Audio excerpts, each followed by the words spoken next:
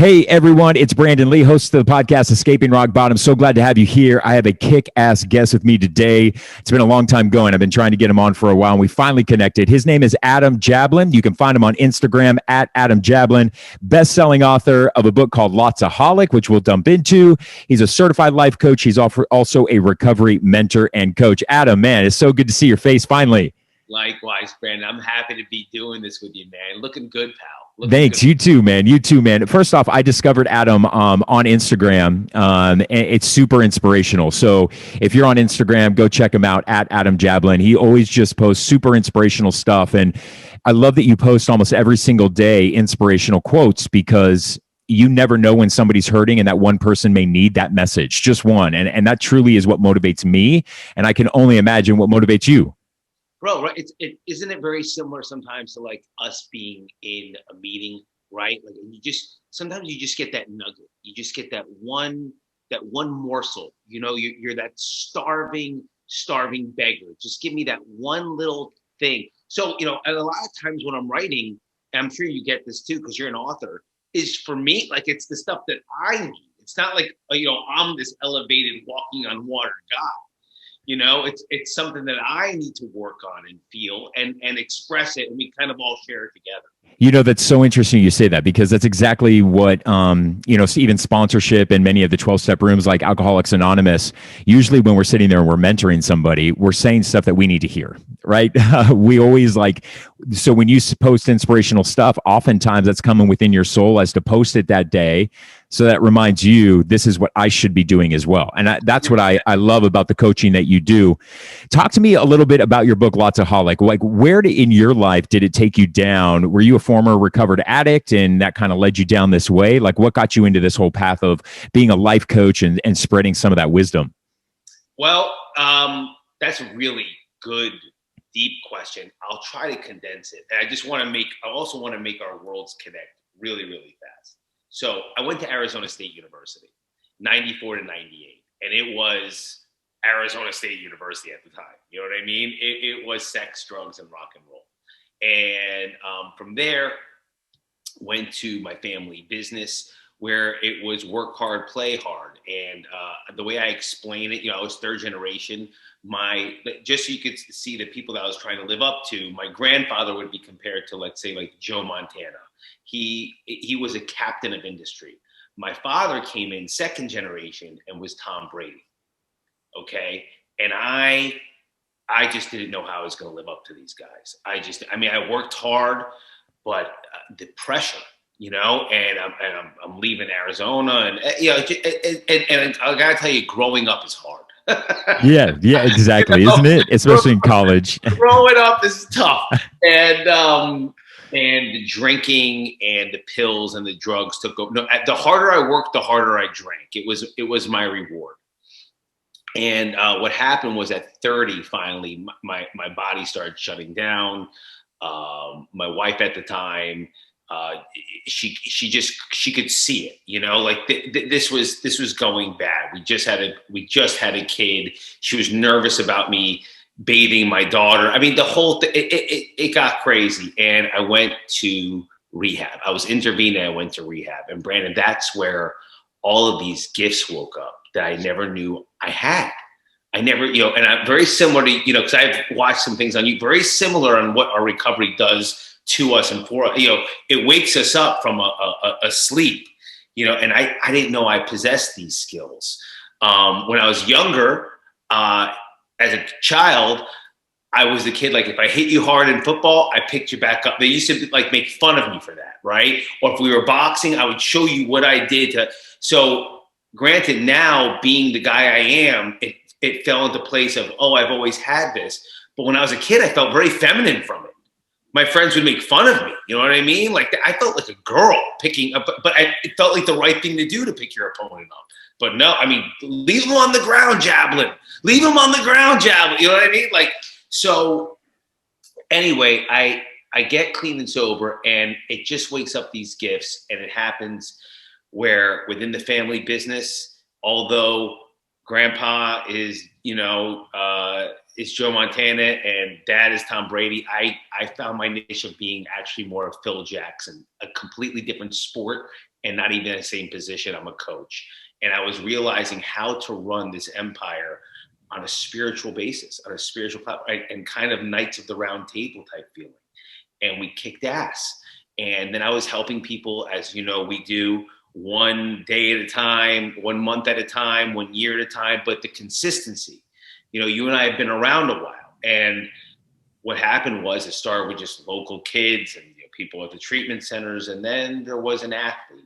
And then there was this celebrity that was down here at Eric Clapton's place. And then there was, I'm in Boca Raton, Florida. So we're like a little bit of a hub for recovery, as well as Arizona, LA. And I guess, you can understand this. You begin to build a reputation, if you want to say that, in recovery.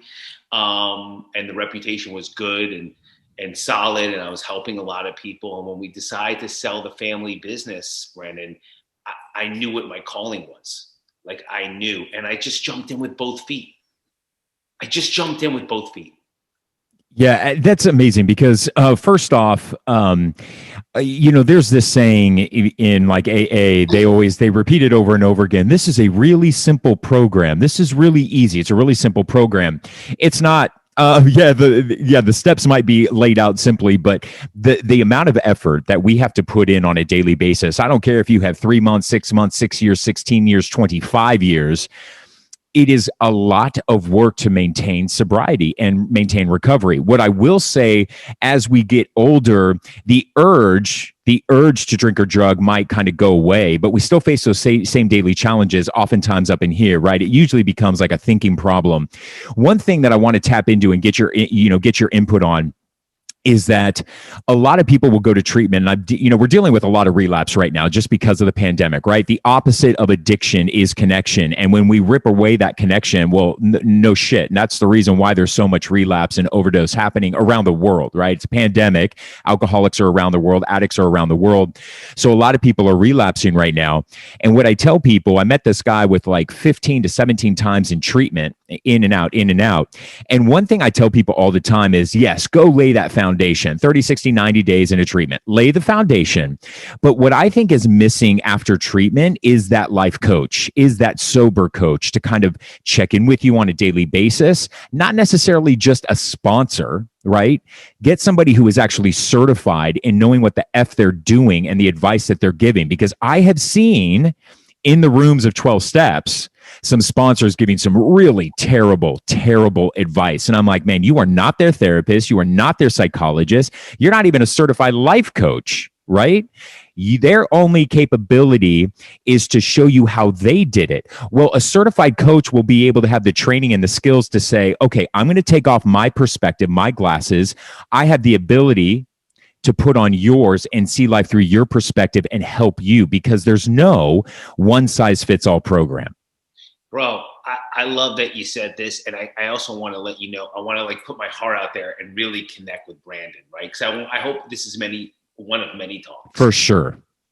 I just want to make sure that I say this. You're talking to Adam Jablin now, because the younger me, I despised what I am now. I mocked it. Sure. I made fun of it. Yep, me too. You know what I mean? I was like, how dare they? What is a life coach? Do you know what I mean? You need a coach in football. You need a coach in basketball. I'm going to breathe. I don't need your fucking help. Yeah, I mean, like, this is like, so I've had to grow up, mature, evolve, and to be able to speak the way so eloquently as you just did. But yeah, I think there's a big position for us. This is the way I would explain it for anybody in recovery. If you have a sponsor, right?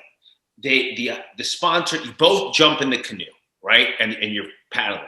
But if you drop the oar, sponsor drops the oar. I'm willing to take you as far as you're willing to go. And a lot of times those people drown. Yep. Right? Because and there's nothing wrong there. They're doing their job, and their job is to step over the dead body and help the person that wants it.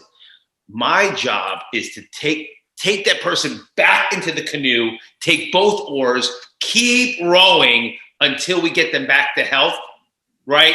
And get to the destination. So you explained it really well. And I do think there's a big big opening for people like us. Yeah, I agree too. And I think it's so important to have that aftercare program once you go through treatment as far as efficacy goes.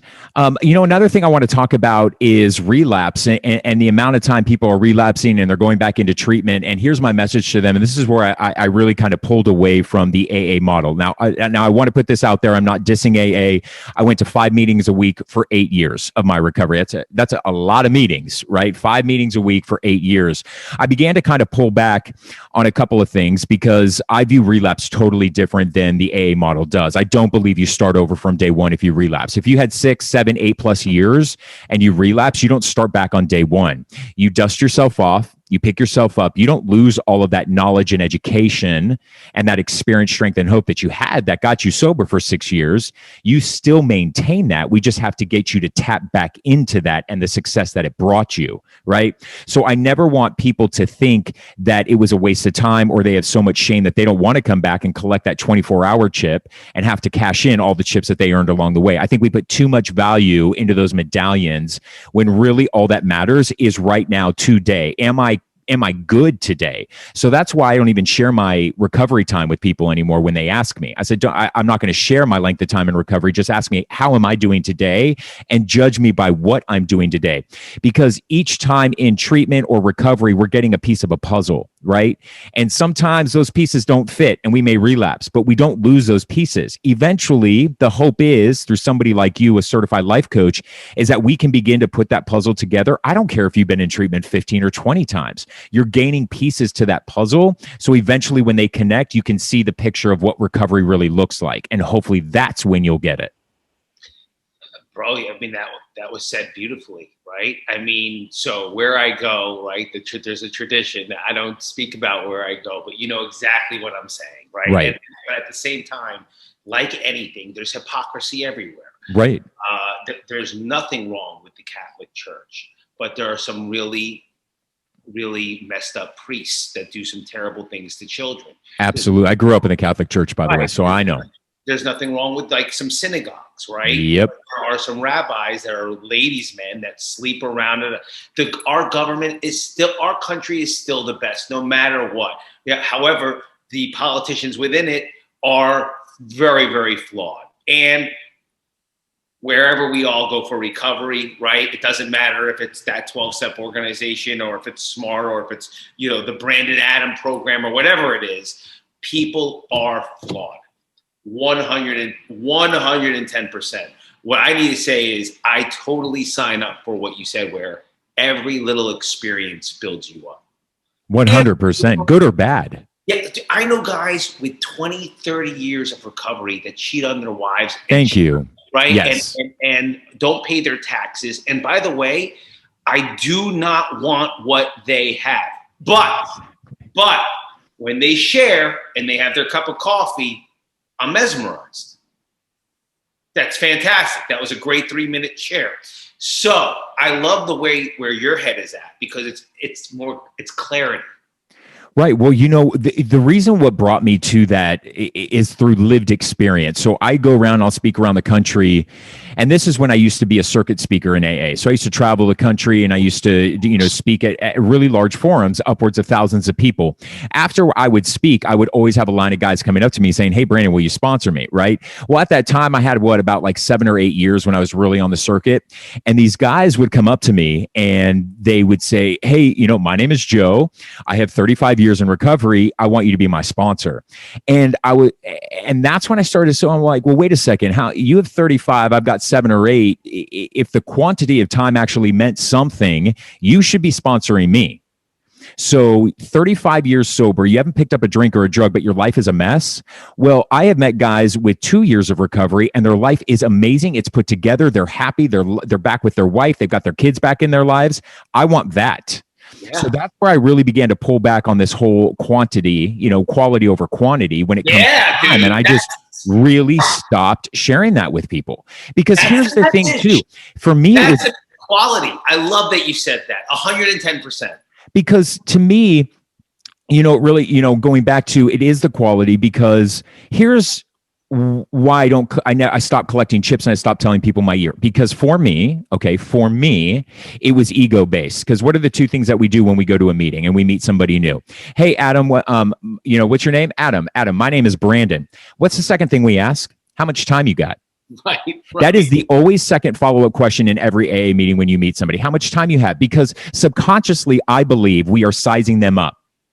And we are immediately taking an authority position. So Adam tells me, hey, you have 2 years? I've got 12. And immediately we're sizing him up saying, I'm better than you. I have more experience than you. You need to listen to what I have to say. And so I want to remove that. Because I want this to happen. The next time you go to an AA meeting, you're like, hey, what's up? What's your name? My name's Brandon. Go, how's your life today? Yeah. Judge me by the quality of my life today, not by the amount of time that I have. Yeah, Brett, I mean, look, I think there's one thing I do wish, and I'm going to let you know, I'm so spoiled. I wish you had been here with me and we did it together, because the men I was raised by are like us. Yeah. There was no what time, like you would have loved it here, honestly. It was, how are you today? Yeah. You want a cup of coffee? You want to go out? Yeah. You know what I mean? Like, hey, no, we got you.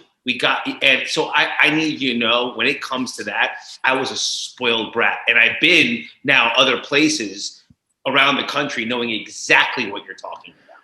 You know what I mean? When I was in LA, when I was in New York, how much time you have? And I would answer. I would answer too.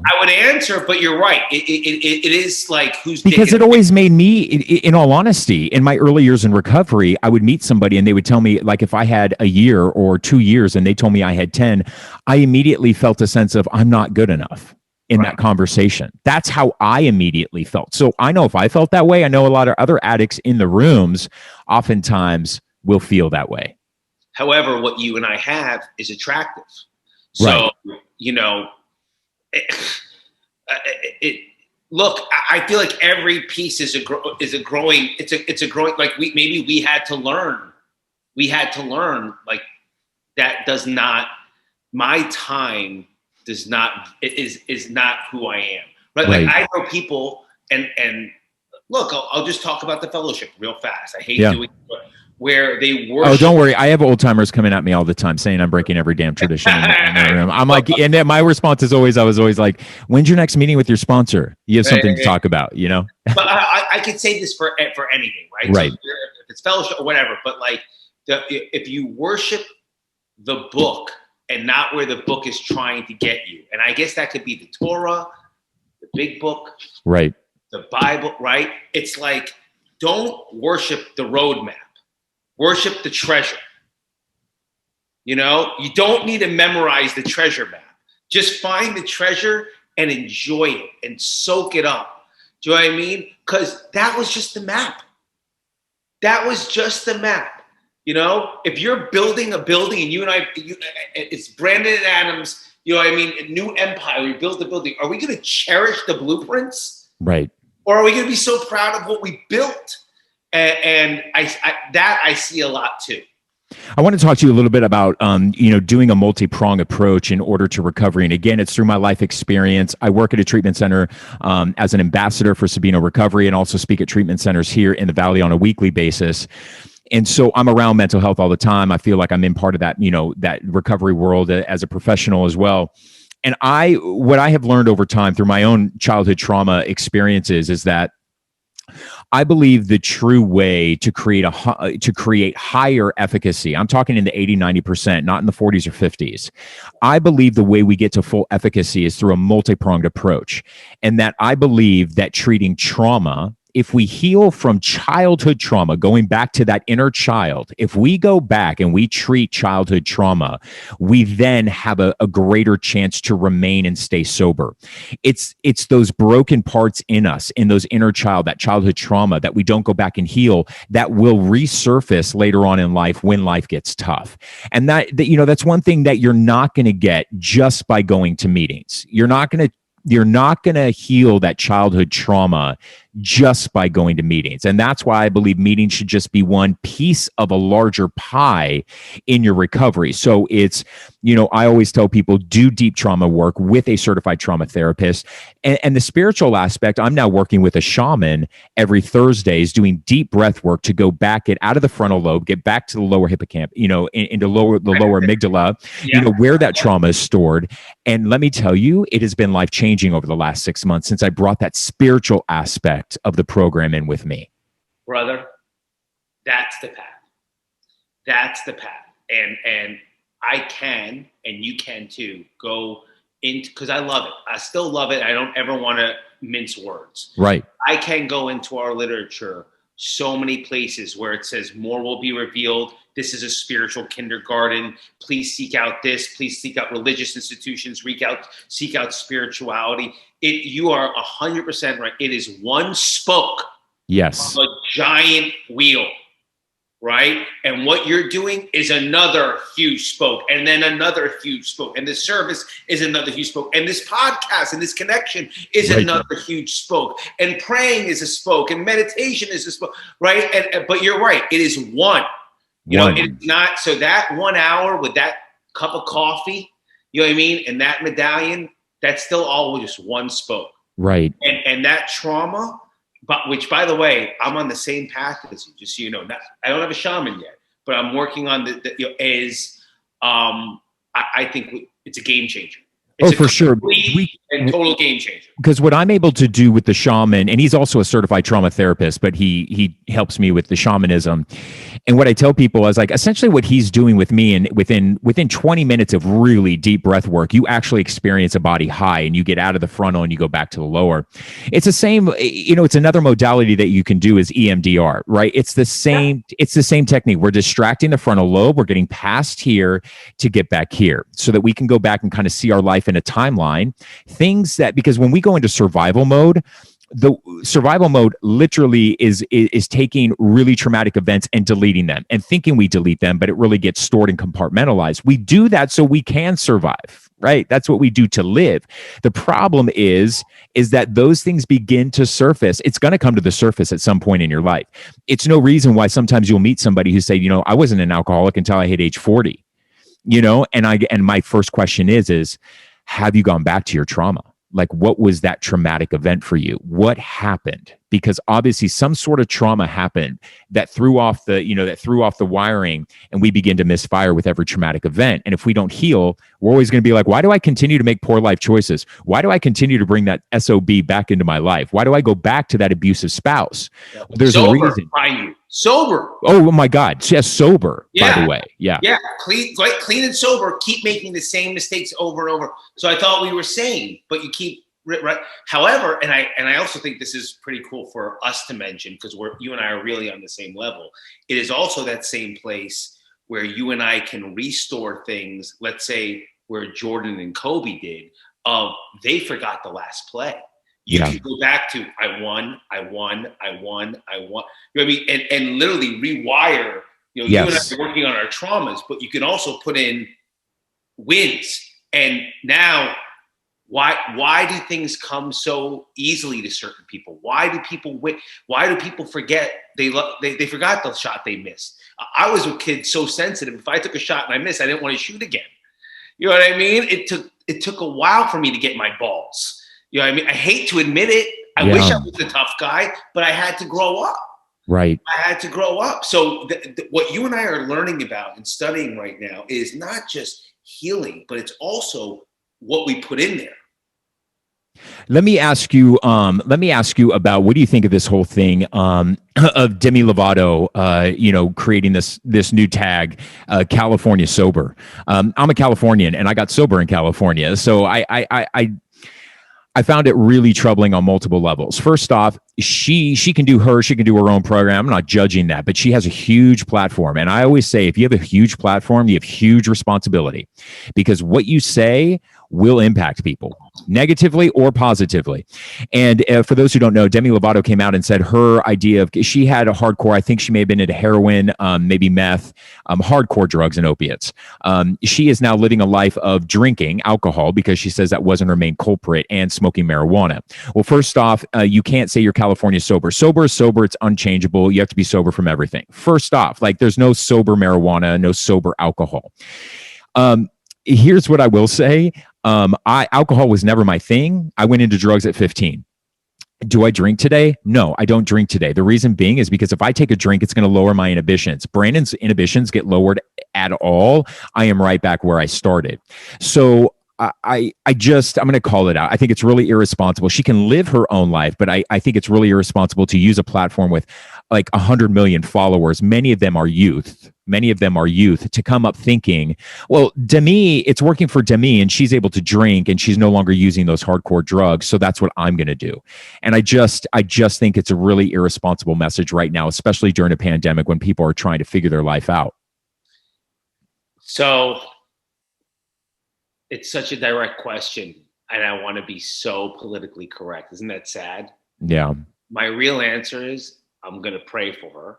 For sure. Because what you said is true. Sober is sober. And that's how I think. That's how I act. That's how I believe. And that's how I behave.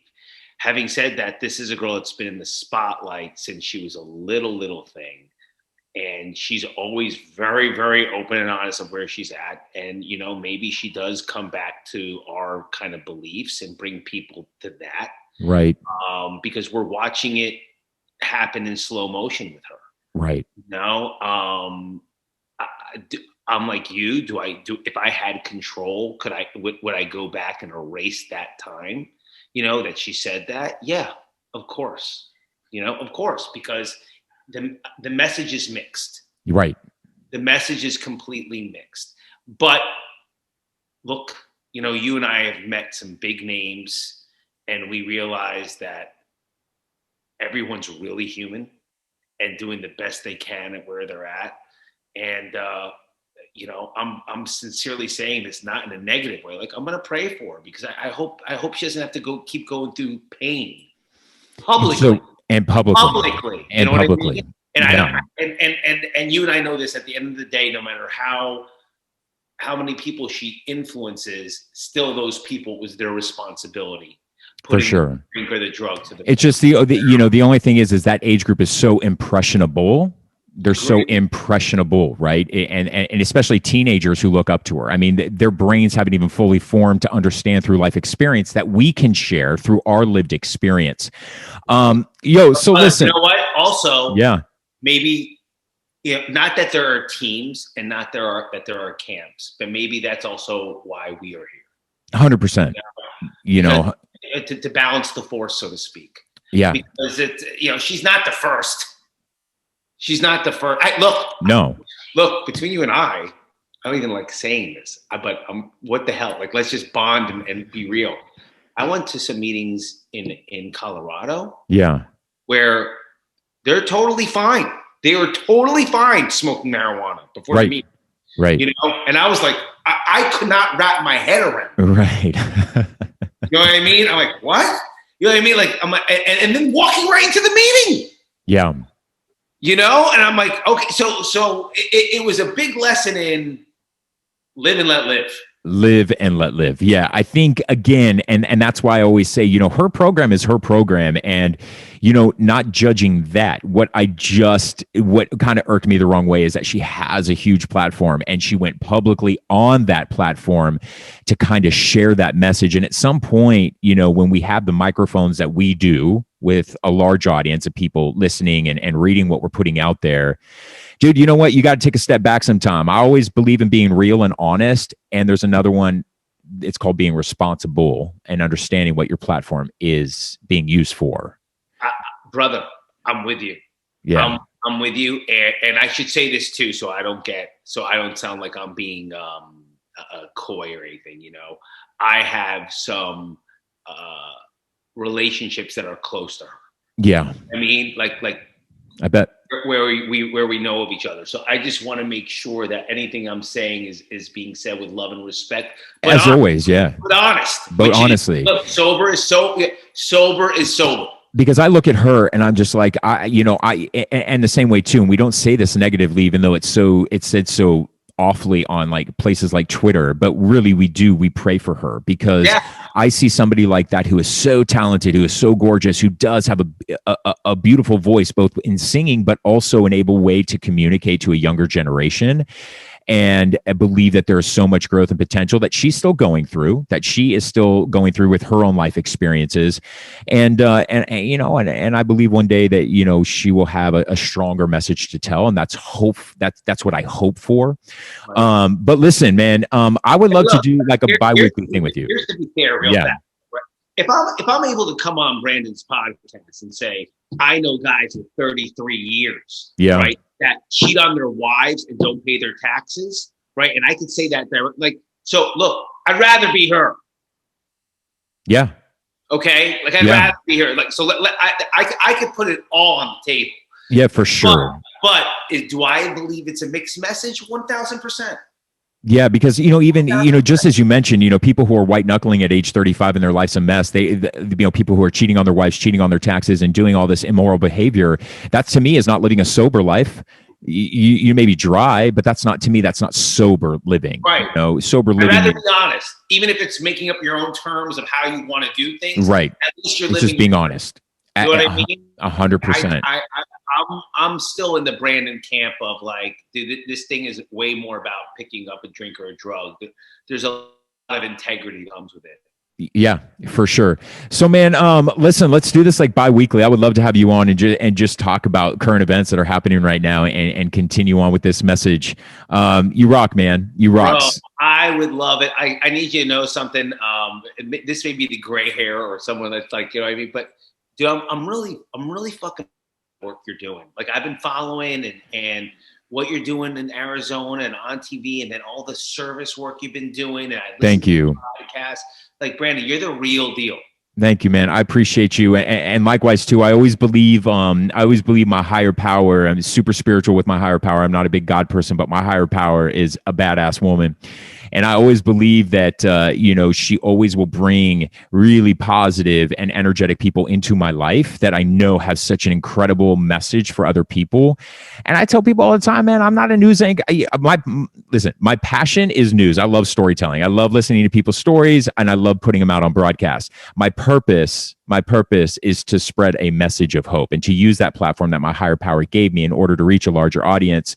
And so I believe that, you know, that's how we connected. You know, that's how we connected, and I love it. So listen, if you're watching or listening right now, his name is Adam Jablin. Follow him right now on Instagram, at Adam Jablin. You will be inspired on a daily basis. So brother, I appreciate you. Keep sharing that experience, strength, and hope. And we'll connect. We'll connect in like 2 weeks to get you back on. Dude, I can't wait. You're awesome, man. Have a great day. My brother, I love you.